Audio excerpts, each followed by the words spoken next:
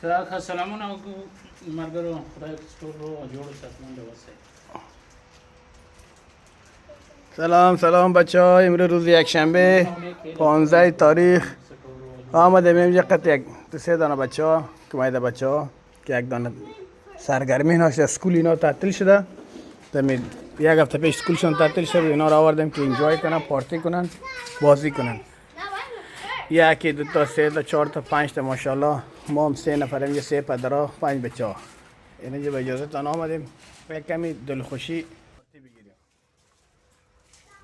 با اجازه تان یک چند سیخه گوشت کباب دور اشتیاتان بخشش باشه، نوش جان خودمان دیگه نمیتونه. به اجازه تان دعا کنه که کل ما شما هم خوش و خوشحال خورم سر پای زنده و سلامت باشیم، موفق کامیاب باشیم در این دنیا و در اون دنیا. کوشش خود کنی، خدا برات اجرش بده.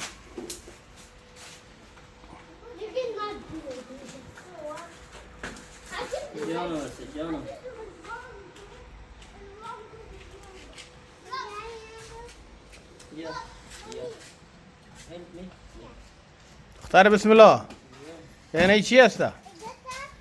دختر بسم الله خیر کرده دایی نان نمیتونیم امروز. Hey man, what are you doing? Hot?